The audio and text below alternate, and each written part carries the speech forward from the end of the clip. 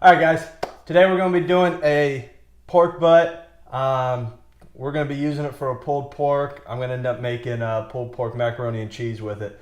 But I just went down to the local supermarket, got the pork butt. I think it was a couple bucks a pound. This pork butt's about 5 pounds, so it cost me about 10 bucks. But what we're going to do is we're going to season this up. Just a little bit of garlic salt to start off with.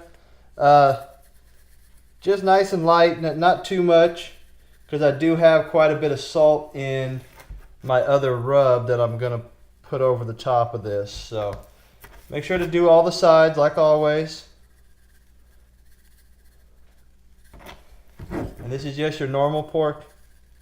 Just a pork butt. It's like, some call it a Boston butt, but you can get it at pretty much any supermarket.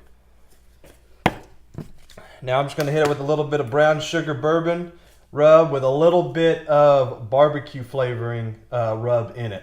I like it that way with pulled pork. If you don't want to use the two rubs combined, just use whatever one that you'd like. But we're going to go on pretty heavy with this. Even hit that fat side. Even though it's all going to render down for the most part, we want to get all the sides always.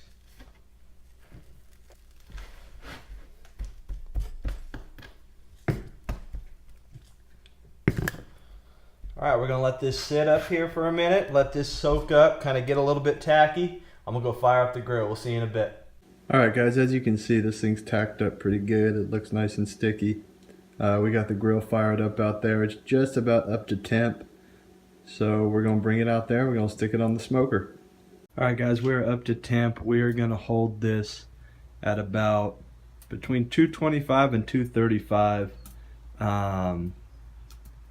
For about 5 hours. We're going to take it off at about the 3-hour mark.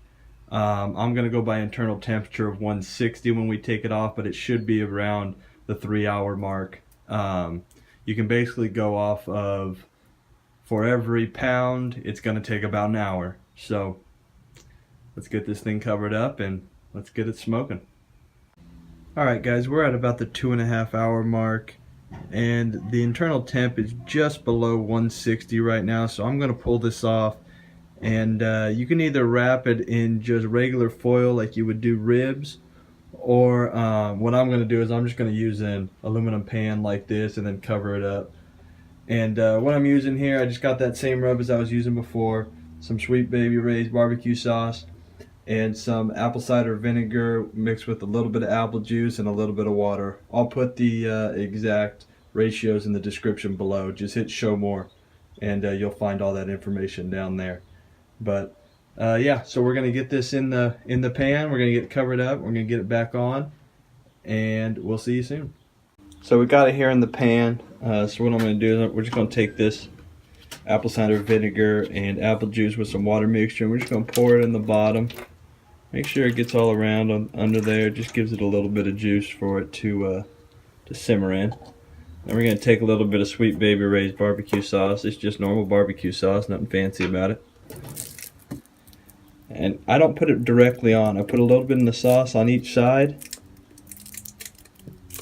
And just kind of let it be just like that. It'll give it a little bit more flavor when it starts to render down and all that.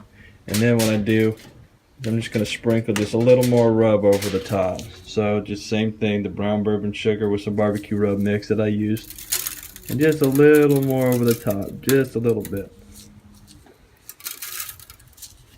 Alright, now we're just going to cover it up with foil. We're going to stick it back on. It's going to take probably another 3 hours. Alright, guys, we just brought this in. You can see the internal is right at about 195 right now. So what we're going to do is we're going to let this sit here for about a half hour with no heat or anything, and just let that meat kind of absorb some of those juices back into it. Then we'll unwrap it and we will separate all the juice from the fat. Here's a little sneak peek of it as we're letting it cool down. You can see the steam coming off it. So we're going to let this sit for another 25 minutes or so. Let it absorb some of those juices back.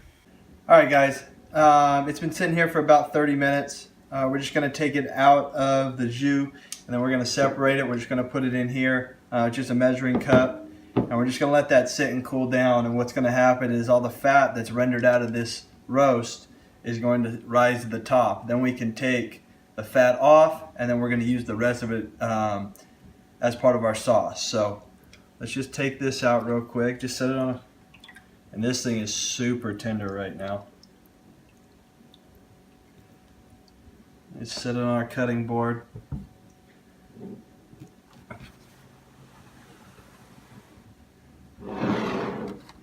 Then we'll just pour it right into.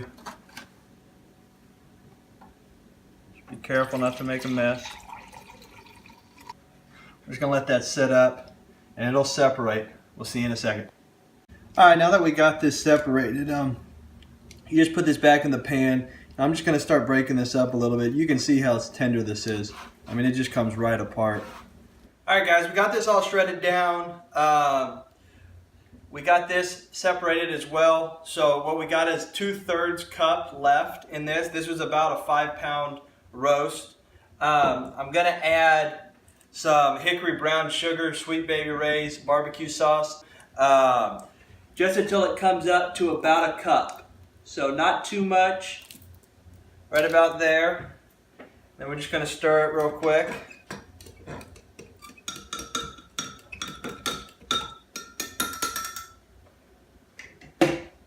Now, we got all this pulled apart, so we're going to put this back in our pan.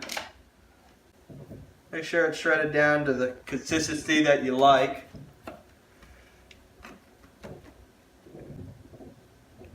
Now we're just going to take that roux that we made. We're just going to drizzle it right over the top, all the way around it.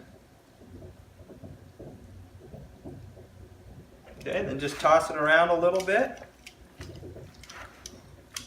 That barbecue sauce likes to go down into the bottom, so it's usually quite a bit of it, the last little bit that comes out. So toss it around.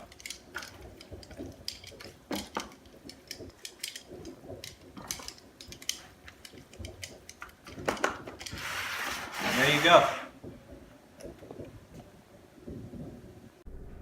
Hey guys, if you liked what you saw today, please subscribe below. It means a lot to us. I'll also have all the ingredients and the cook times in the description below. So you just click on down there to where if you don't want to watch the whole video or you missed a spot, you can go straight to it down there and find out exactly the information you need. Thank you for watching.